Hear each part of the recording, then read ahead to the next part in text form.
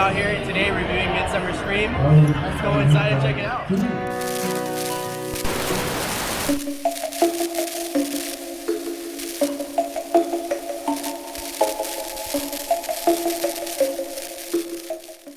So Midsummer Scream is a convention for all you Halloween lovers. I've been going to this crazy convention for about 2 years now. The convention offers previews to big name mazes such as Universal Studios, Knott's, Dark Harbor, and the Haunted Hayride. They also have entertaining shows, panels showcasing famous horror icons, and lots of vendors. And for the cherry on top, they also have free mazes. Most of these are from companies trying to promote their upcoming mazes, so if you're trying to find a new upcoming maze for Halloween this year, this is the place to be. So, how was Midsummer Scream 2019? Well, the website mentioned that this year was going to be a lot bigger than last year, and I will agree with that. The vendor selection was a lot bigger this year than last year's, which meant more goodies for me and more punishment for my wallet. You're probably wondering, how much does it cost to attend this event? Well, it's a 2-day event, so you can buy a weekend pass for $55, a Sunday pass for $33, and a Saturday pass for $38. However, if you're like me, you try to save the most money you can, so I went to Gold Star and I checked and they had the event for $24 instead of $33. I'm not sponsored by Gold Star, but hey, if you guys are willing, I'm listening. Also, each year they offer a form of VIP tickets, which is called the Gold Bat. This pass includes priority to panels, attractions, presentations, an exclusive pin, and access to the after party. Another cost to include is parking, so unless you're getting dropped off, paying for parking is guaranteed in Long Beach. I saw parking lots charge from anything from $10 to $15. So when you arrive at Midsummer Scream, you have to make a line to enter. There's a general admission line and there's a VIP line for all your cool cats.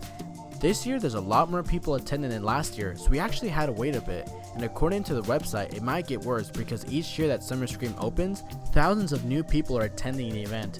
Once I was inside, I was surprised to see that not many people cosplayed this year. However, I went on a Sunday, so maybe that played a factor. Anyways, this year's signs were a lot more obvious than last year's, which made it a lot more organized, so good job guys. The event is divided into 3 sections: the panels and presentations upstairs, the vendor section, and everyone's favorite, the Dark Hall. So each year, Midsummer Scream hosts popular horror icons like I said before, and this year, they hosted a lot of people who worked on the Tales of the Crypt. And to addition to that, there's a lot of popular presentations for popular park mazes, such as Universal, and not to forget a lot of fun shows, which are awesome. However, this year, I didn't get to attend as many as I did last year, and I'll let you guys know why. As for vendors, there's so much products from costumes and masks to unique house decorations. There's so much stuff, so if you're a fan of horror, this place is definitely worth checking out. And here's a couple things that I bought. And as you guys will learn, I'm a sucker for patches. And lastly, the mazes this year were aesthetically a lot better than last year. However, some of them I couldn't tell if they're intentionally trying to be bad or they were just plain out bad. For instance, there's one that's not exactly a maze, however it's a ride, and it's called Monsters of Mayhem.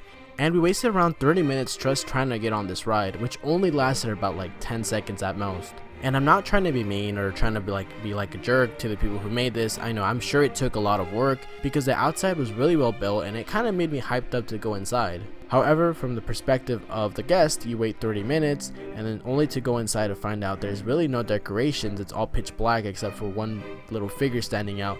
It's kind of upsetting.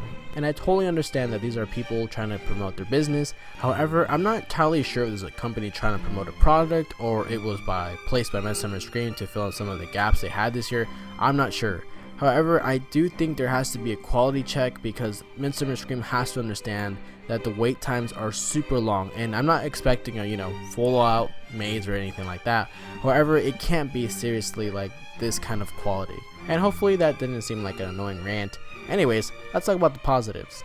The amount of stuff to do here is insane, and that's why I recommend getting a 2-day pass because there's just so much to do, from the vendors to all the cool shows that you don't want to miss out. If you're a big horror fan, I'm sure you're not going to want to miss out on a lot of stuff that goes on here. Another plus is definitely the vendors because there is just so much variety between each vendor, and even if you aren't a horror fan, you definitely recognize some of the icons, or you just might want to just come and window shop. That's even fun itself. And if you're like me, you definitely love previews of future mazes, events, and that definitely is awesome because I got a sweet deal on Dark Harbor tickets. And the last positive I'm gonna have to say is the exposure to new brands. And what I mean by that, either there's really small businesses that really haven't marketed out towards a bigger crowd, or they're just upcoming new brands. You'll definitely get a great deal before they actually get really popular and they probably start selling out, or they just start getting seriously expensive. As for the negatives, there's really not many I could really actually say that are really negative. For instance, the lines. There's a bunch of lines anywhere you go. Any convention you go, you're gonna have to wait a lot, whether it's Comic-Con or a small anime convention, or just any winery convention. You're gonna have to wait, and that's to be expected. However, if you're a casual person just attending the event, or a person who's used to like high quality mazes as they do in Universal Studios, and after waiting an hour in line, you're probably gonna come to the conclusion that waiting an hour was just not worth it at all. Anyways, let's talk about the scoring. The cost, it's affordable, and I think it's definitely worth the price. As for access and organization, it's a very clean and organized event. I definitely do like it. It's very handicap friendly. You're never going to get lost or frustrated on where to go.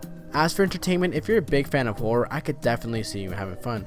Of course, there's going to be long wait times, but that's to be expected with all conventions. As for quality and atmosphere, it's a very well done convention, and I definitely do love how aesthetically pleasing it is to the eye, and it definitely sets in for the spooky vibes.